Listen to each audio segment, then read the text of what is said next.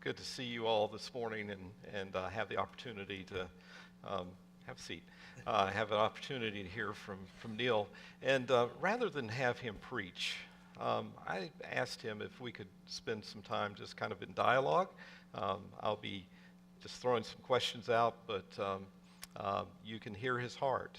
And if you've been around any preacher boys, you know that a lot of them have what they call a candy cane message. They can pull it out and just pull it out any time and give it. And so that sometimes can be misleading to say, will you preach in view of a call? And so I'd rather have us have the opportunity. Many of you have already met Neal and his wife Bethany, but many of you have not. And so I wanted to give him the opportunity just to share his heart, share a little background about himself, and give you the opportunity to know him as well as you can know him in the short time that we've had in a weekend for them to be here. Let me just say that you have had a committee and pastor who I believe have done our due diligence to interview him on several occasions, to talk to references, and I think we've got a good thing here. I really do. I think God has been in this process. I actually became aware of Neal a year ago because his father, Chris McRae, is on our state Baptist Convention of Iowa staff as the team leader for discipleship. And he was down here. We were just over lunch. I said, be praying for us. By this time next year, we should be at the place of calling our second full-time staff member. We went a long time without full-time staff members here at Crest, and I think the man who preceded me was semi-full-time while he was still in seminary, and then I followed him as the full-time pastor. But this, to my knowledge, is the first time we have called a second full-time vocational minister.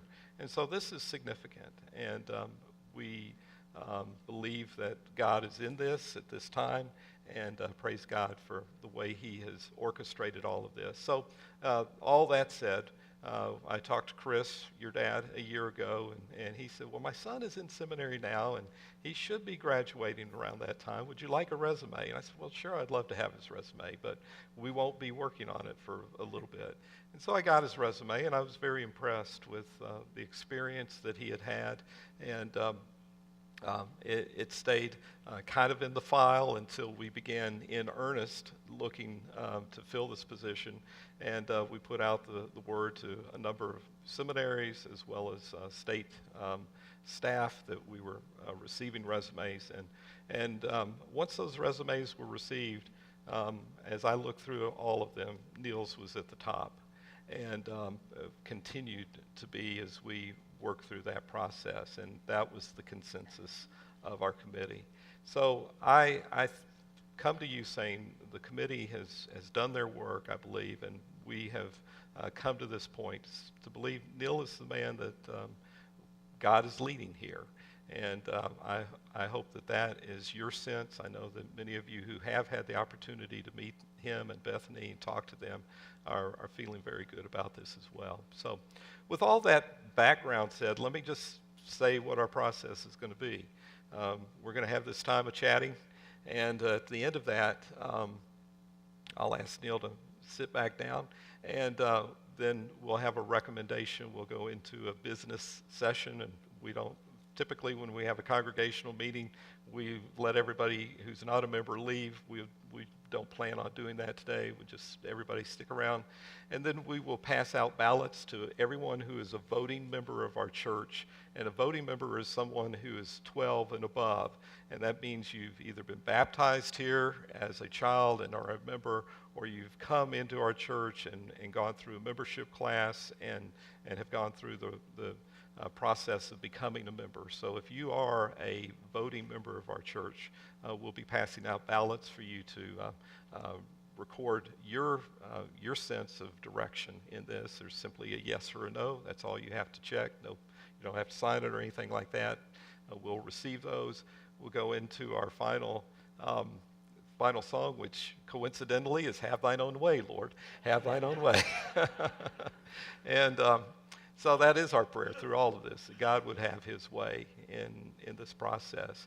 And hopefully by the end of our singing, those ballots will be tallied and we'll be able to have a response at the end of the service. So all of that said, let's chat, okay? All right. So, Neal, tell us a little bit about your background, your family, and what life was like for you growing up. All right. Well, like Pastor Chuck said, I'm a pastor's kid. Almost as long as I can remember, I've been listening to my dad preach. So I was born in Bozeman, Montana. At the time, my dad was the director of the Baptist Student Union up there. And we spent the first 13 years of my life there. We have family in Iowa. My mom's whole family's from here. She's born and raised up in northern Iowa. And my dad's from Wisconsin. He came down to Iowa State. They met at Iowa State. And so we have a lot of Iowa connections. I've been in and out of Iowa my whole life. I've never actually lived here, but came and visited grandparents every summer. And so it's cool to be back. Anyway, so at about age 13, I was going into 6th or 7th grade. My parents realized that God might be calling them to the mission field. And for those of you that don't know, the International Mission Board, they have a limit on how old your kids can be when you go overseas. Just because the older, if you have teenagers, the transition gets really difficult. And I was right at the edge of that limit, and so they were thinking if we're ever going to go onto the mission field, like, this is our chance. And they actually confirmed my parents as missionaries the week before I turned 13, which is the cutoff. So I was just about the absolute oldest that they would take. And it was a tough transition because we went from a little town in Montana of about 1,000 people to Istanbul, Turkey, which is 17 or 18 million people. So it was a little bit of a transition, and honestly, I hated it. I was like, oh, it's going to be cool, and I showed up and I didn't like anything about it. And part of that, I'll acknowledge, it was my own attitude. I had to leave friends behind, and I didn't like that. But as teenagers do, I got over it, and I made new friends, and it was a great experience. We were there for about 6 years, right until the time I graduated high school. And so I was looking for a college to go to, and my dad took a church in southern New Mexico, in Las Cruces, and that's where New Mexico State's located. The Aggie School of New Mexico. Yeah, right? exactly. Yeah. We're the second Aggies, or third or fourth, depending on how you rank it. But that's where I met my wife, Bethany. She was, I actually knew her brother and sister-in-law first. They were involved in the Baptist Student Union there. I think they called it Christian Challenge, but growing up with BSU, I still called it BSU. Right.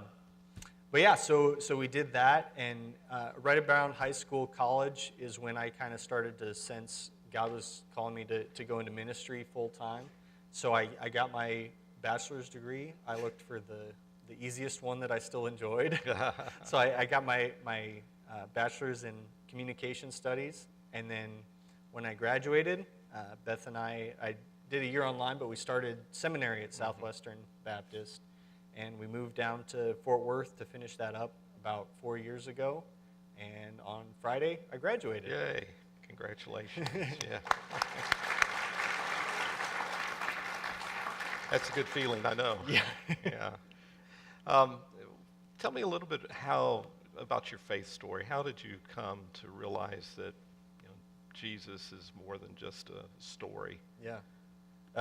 Well, like I said, I'm a pastor's kid, so I had everything figured out. No, not really. Like I said, growing up in a pastor's home, I mean, you hear all the stories over and over and over again. And I was telling Pastor Chuck earlier, we heard the gospel all the time. Not that my parents had tracts that they were reading to us every day, but just the sort of how God had changed their lives and how, what that meant for them, how they lived their life differently because God was a part of their lives. And I never, it wasn't a change from I don't believe in God and what he does to I do. It was more of a realization that, oh, this can be something for me, not just that our family believes, but it's something that I can believe. And so about 6 or 7, I asked Jesus in my heart and to take charge of my life, and I got baptized. But it was, like I said, it wasn't a huge change. Like it didn't change my day-to-day life a lot. So I don't have this drastic conversion story. But as a result of that, it didn't really click in my mind. You kind of have that moment where you realize, you know what? If God is God, then my life and the way I live it needs to reflect that. And that didn't come till probably middle school or college high school. When we were in Istanbul, it was a small group of kids that were around my age. There were 3 or 4 of us within a couple of years of each other at our church, because it was all missionary personnel, and so it was a tiny little youth group, and we did our Bible study and stuff, and that was good. But there was another church in town that had the big youth group. They were running like 15, 16 kids.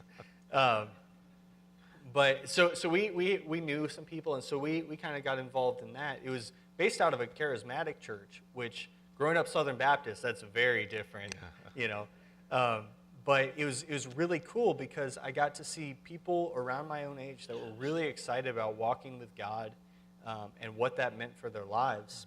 And that just, it was a little bit contagious. I got excited about this thing that had always been a part of my life, but I didn't really know, what it really meant. And so I got around those people, and it was really exciting. The next step was college. We came back to the States for college. I was at New Mexico State, and I get involved in the Christian Challenge there. And David Engelhardt is the director over there. And his big push is one-on-one discipleship. And so the way it works, if you come in and get involved your freshman or sophomore year, a junior or senior guy will come in and pick you up, and he'll just start meeting with you. And it's just kind of grounding you in the basics. And again, it wasn't anything that I'd never heard of. Growing up, I always knew I needed to have a quiet time. You want to pray and talk to God, but it was that one-on-one, personal, very systematic way of making sure, how do I know for sure that I'm saved? How do I know that God loves me and that He'll provide for me? What does it actually mean to spend time alone with God, and how do I do that on a consistent basis? And the way I like to think of it is getting traction.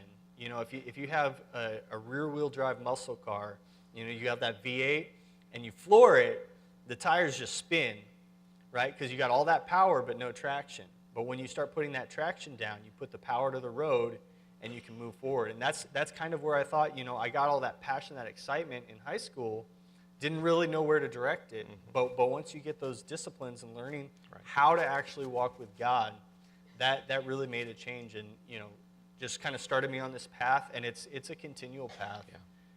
I don't think you can ever say, I am Christ-like now. But you can, it's growing, it's progressing, and drawing closer to God. And so that's kind of where I'm at now, through college and seminary. That's where... On the journey. Exactly. Right, okay. You mentioned earlier your call. How did that call manifest itself? I know that as you look through Scripture, you see the burning bush experience of Moses, and go to Egypt, set my people free. There are other times that you see God's call in a very special way. I've shared my own call story where I really wrestled with, is this something, I had that call real early in life, but then as a teenager I was thinking, I'm not sure that was valid, and started examining other things and still struggling with it. And God gave me a verse one day, it's like it leapt off the page, and where I doubted Him, He says, faithful is He who calls you, who also will do it. And so it's like, okay, God. So how everybody's call experience is different, typically. So how did you sense that you were called, everybody here is called to be a minister, right? But there are those pastors, teachers who have the role of equipping the saints for the work of ministry. And so when you sense that call to vocational ministry, you're probably putting yourself in that place where you are going to be in the role of equipping saints for the work of ministry. So at what point did you sense that you were called to be not just, and I use that carefully, not just a minister, because just is not appropriate, but you were called to be, in a vocational sense, doing the work of ministry? Okay. Yeah, well, one day I was out hiking, and there was this bush. It was on fire. Good one. No, for me, there are a lot of guys at seminary. You run into guys that are like, you know what, one day God talked to me, like I heard him, and he said, you need to go be a missionary to this people group in this area of Africa. And, I wish God was that clear.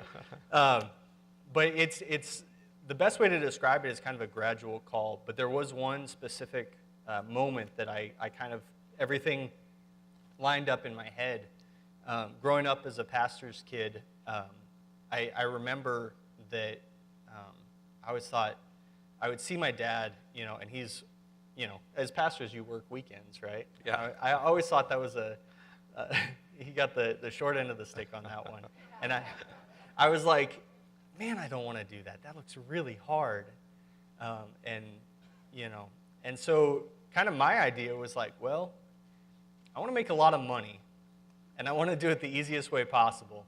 And I don't know if this is the best way to do it, but I was like, all right, so I'm gonna focus on my high school. We had a track for business administration type stuff, so I was doing that. I took some econ courses and accounting, and my plan was to go to college, get my business degree, get an MBA, and make as much money as possible as quickly as possible. And I was in high school. I was a junior or a senior. I don't remember which one, but I was taking an AP economics class. And I was sitting there. It was the last major project of the semester. So I was finishing it up. And I remember sitting there at my desk, and I was looking at, I don't even remember what the project was, but I was sitting there looking at the numbers, and I was just stuck. And I was like, this is so dumb. Who cares? It's just money. And I had to kind of sit back and think, if it's just money, I might need to reconsider, my life trajectory. And so I started thinking about it. I was like, well, I guess I don't just want to make money. What am I going to do with my life? And it wasn't a burning bush or an audible voice from heaven, but I just had this little thought in the back of my mind that said, you're not going to be happy unless you're doing ministry. And at the time, I was involved in that youth group that I told you all about, and I was on the worship team. I loved it. It was just one of those things. Like, I got energized by doing that, and I was like, maybe that's God's plan for my life. And it was nothing specific. God didn't say you need to go be a missionary in Africa, or even you need to be a missionary, or anything. So I was kind of like, okay. So where do I go? And so I was involved in my youth group. When I went to college, I was like, maybe it's youth ministry. So I got involved with youth ministry, and I really enjoyed that. In our college ministry, did worship. I was the worship leader for a little bit and enjoyed that. But there wasn't ever really like, this is what you have to do for the rest of your life. So it's kind of a gradual call, and over the years, God has kind of refined it a little bit, but not as much as I'd like. If He just gave me bullet points, that would be great. But it's more about discipleship, and I kind of feel like I'm stealing that, if you can steal a biblical principle. But it's discipleship. It's kind of a buzzword right now. If you go to seminary, they've got discipleship classes. But essentially what it is helping people walk closer with God. And that's ministry in general. Actually, I'd like to share a verse with you guys that you probably already know. It's in Matthew 28, starting in verse 19. It's the Great Commission. Go, therefore, make disciples of all nations, baptizing them in the name of the Father and of the Son, and of the Holy Spirit. Next verse, teaching them to observe all that I have commanded you. And it wasn't until recently that I realized that this verse was a little bit recursive, like it kind of folds back in on itself. Because the first part is, go and make disciples, right? That's a commandment. And then later on it says, teaching them to obey all I have commanded you. So that includes that commandment that was just given, right? And so you make disciples that make disciples. You help people walk with God so that they can help other people walk with God. The whole thing is about bringing people closer to God. And that kind of goes into my call to ministry, or my philosophy of ministry, rather, where it's not specifically, it's not specifically, you need to be in youth ministry or in collegiate ministry or worship ministry, but it's everything kind of works together. And I think that's the important thing. When people walk with God, God blesses that. It's as simple as that. I think we like to make it more complex, but when you get right down to it, that's kind of what I'm all about. And I think you've landed at a place where we think discipleship is important. You mentioned whether it's youth or collegiate, whatever. Folks, we are saying collegiate student, but this may have some direction either side of things. We're just going to see where it goes, and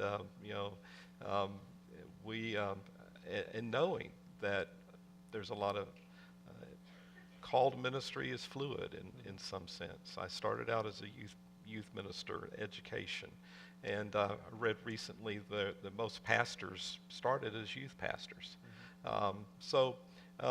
We don't know where this will go in the future, but for right now, this is the direction the church feels comfortable, where Neal says, yeah, I'd like to delve into those areas of ministry.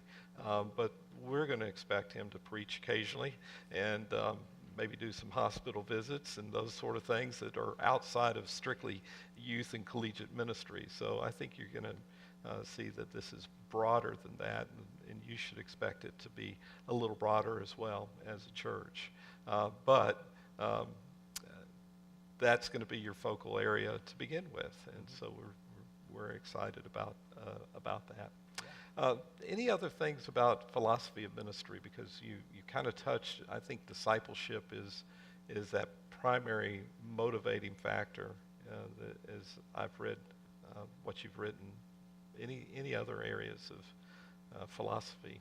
Yeah, I think one of the areas I touched on was kind of the approach to ministry. I've seen youth ministries, even college ministries, where it essentially turns into a glorified babysitting service. And I think that's entirely the wrong way to approach it. If we're trying to help people walk closer with God, we're not just trying to entertain them, but actually give them the tools that they need to be effective ministers, like you were saying. And I don't think that, I don't think we need to wait until someone graduates high school to help them do that and to help them invest in the life of their church. And so for me, I think it's really important that all the areas of the church work together. I know we have titles and names of different ministries that kind of separate it out, and that's fine, because we do need to differentiate.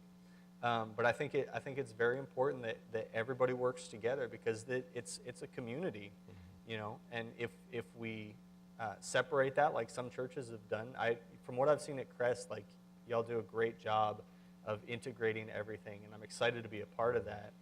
But if we start pulling stuff apart, that's defeating the entire purpose of church. We come together to honor and glorify God as a body, and I think that's really important. So. Okay, good. I think that's anything else. I know what I was going to ask. We aren't hiring Bethany, right? But she comes with you, and so, right? Yeah. Good.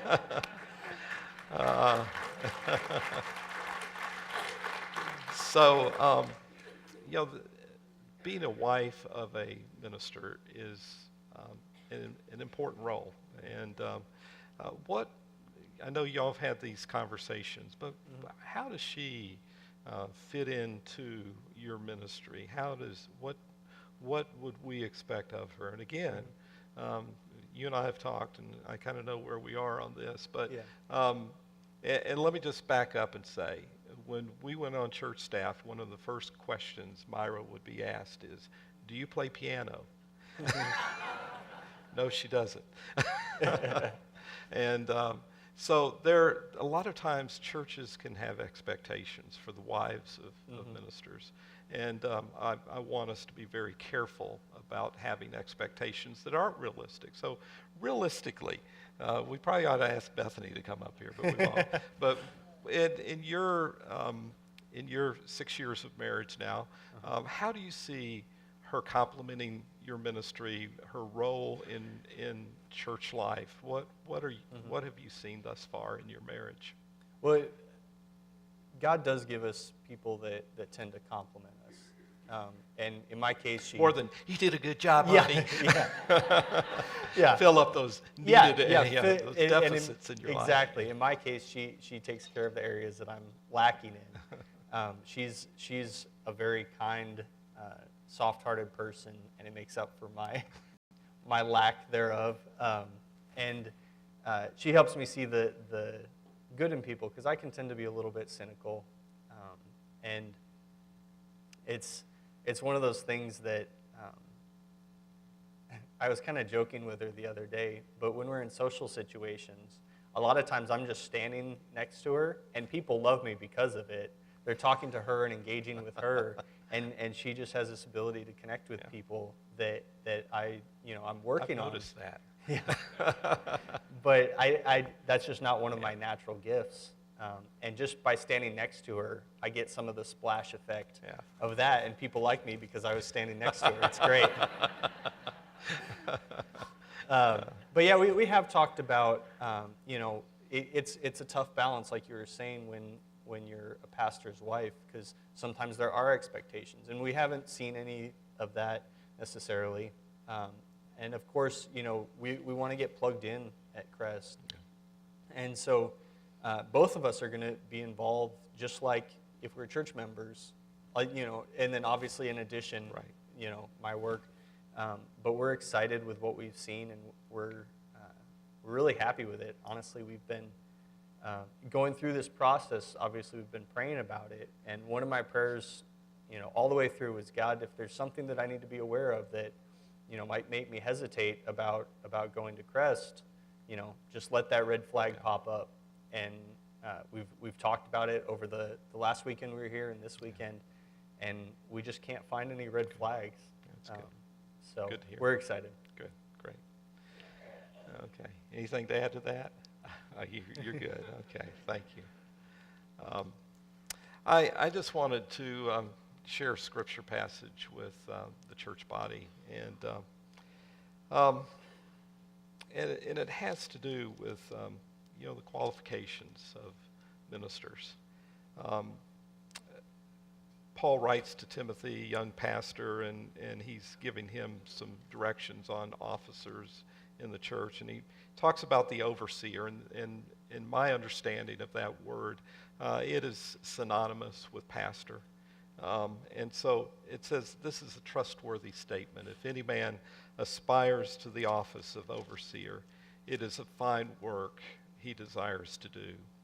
An overseer then must be above reproach, the husband of one wife, temperate, prudent, respectable, hospitable, able to teach, not addicted to wine or pugnacious, not a fighter, but gentle, peaceable, free from the love of money.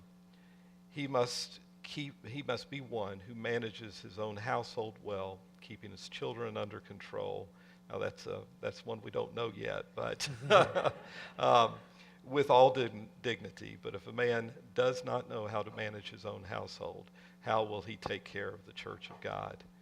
And not a new convert, so that he will not become conceited and fall into condemnation incurred by the devil. And so I think that, what I have seen of you thus far, what I have heard from others about your life, your submission to authority, being in a discipleship relationship with someone who's older, as well as discipling those younger. There haven't been any red flags that say this guy really has a problem in this one area or another. And so as a church, I say that these are the kind of qualities that we should be looking for in our leadership. And I believe that this man has these kind of qualities. So anything else you have to share? That's, I think, all that I had in mind. Yeah. And That pretty much covered it. okay, great.